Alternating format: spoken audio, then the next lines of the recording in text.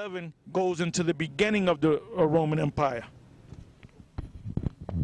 All right, this is verse 11. The eagle whom thou sawest come up from the sea is the kingdom which was seen in the vision of thy brother Daniel.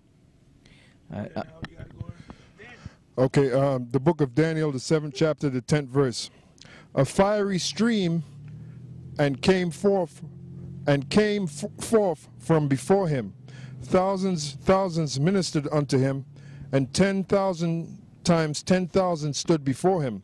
The judgment was set, and the books were open. And I beheld then, because of the voice of the great words which the horn spake, I beheld even till the beast was slain, and his body destroyed and given to the burning flame. And that's talking about America. That's America, that beast that it's talking about. The body represents this whole nation, this whole kingdom, and given to the burning flame represents those missiles. Because when the missiles hit, that's what's going to come out of those missiles. Fire, which is going to burn this place.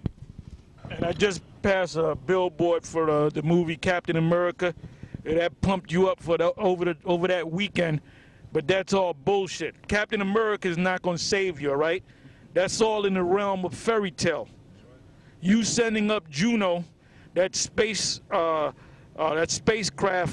up to meet her husband, Jupiter, that's not going to help you either. She's not going to be your protectorate anymore. That's right. Reading on, it says, as concerning the rest of the beasts, they had their dominion taken away, yet their lives were prolonged for a season and a time. Yep, that's them.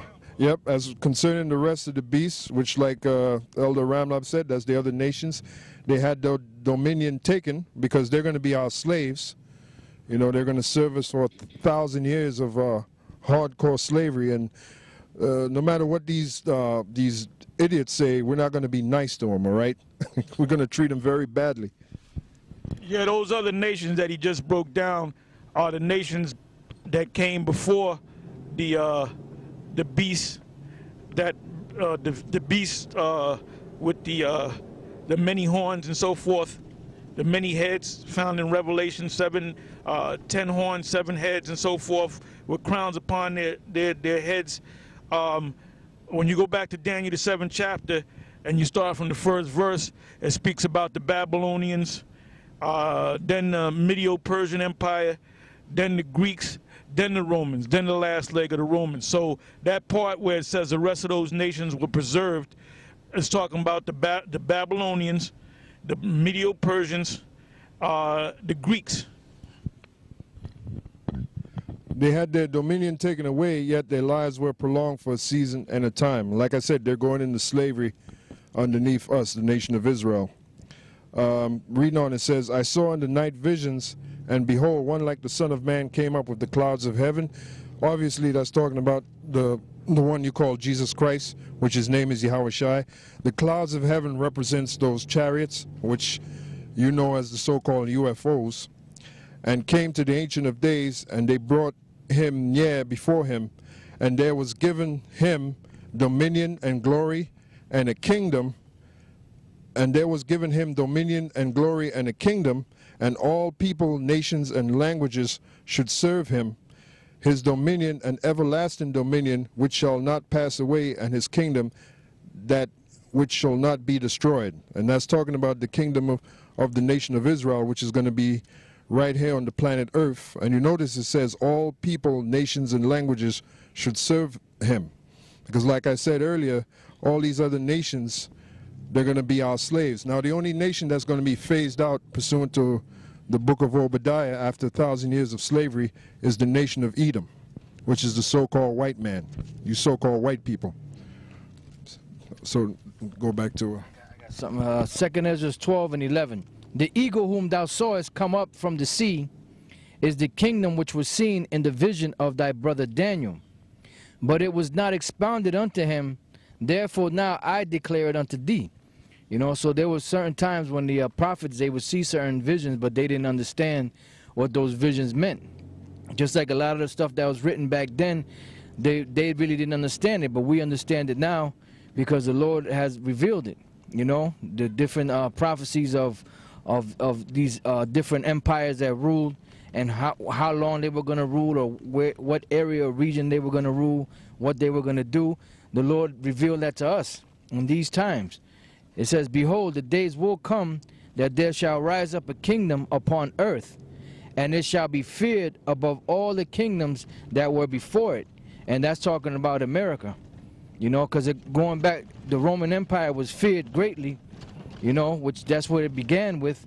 But then at the tail end of it, which is the revival of the ancient Roman Empire, today everybody feared America, you know. That's why nobody wanted to make war with America.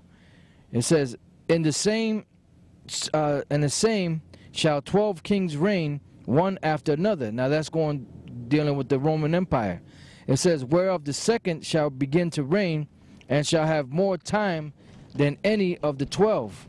And that particular one that reigned, which was the second Caesar, was Octavian, which was Augustus Caesar, which was nephew to Julius Caesar. It says, and this do the 12 wings signify which thou sawest. So basically the Most High through his angel was showing Ezra what that particular vision that he saw meant, and what that vision that Daniel saw meant. It says, as for the voice which thou heardest speak, and that thou sawest not to go out from the heads, but from the midst of the body thereof, this is the interpretation, that after the time of that kingdom there shall arise great strivings, and it shall stand in peril of falling. Nevertheless, it shall not then fall, but shall be restored again to its beginning. And that's what happened when the ancient Roman Empire fell during starting at 193 AD, and they fully fell around 325 AD. Then they came back up into power during the time of the Renaissance, beginning around the mid 1300s, going into like 1453. That's when the deadly wound was being healed, and that's when the ancient Roman Empire and those different the 10 horns, you know, the EU and NATO were coming back, you know, coming back into power. Till today, till you have what you have today: America, NATO, the EU, and all these different nations that were ruling back then, that fell for a certain period of time. Yeah, to show you that this is the Roman Empire coming back and getting ready to go down again. One of the motherfuckers that's going to be preserved for a time, so we can kick their ass. But anyway, I lost my thought. What was I saying? To prove that this is the ancient Roman Empire and it's going down all over again. Yeah. Basically, what we're reading is history.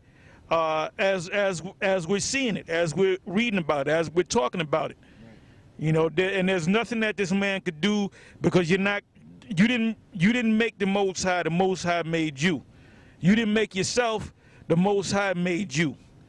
So the Most High has his time that you're gonna go down, and you're gonna go down. You're going down, going back to these NATO, as the elder mentioned.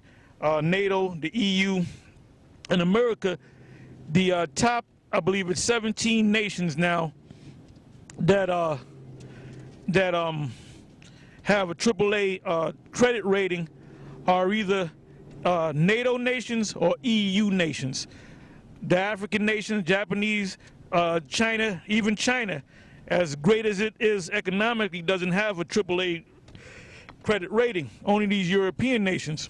And Singapore. So that shows you right there that the nations that are on top are these European nations. So that's that beast all over again. So the head of it, America right now, lost its credit rating, and I keep stressing that. And then the individual from S&P, Standard & Poor's, said their credit rating could go down even further. So there's nothing that America could do, or the U.S. could do, to raise their self back up. You're in a down decline of your society. So with that, we're pulling up to the camp, and I'm gonna say shalom.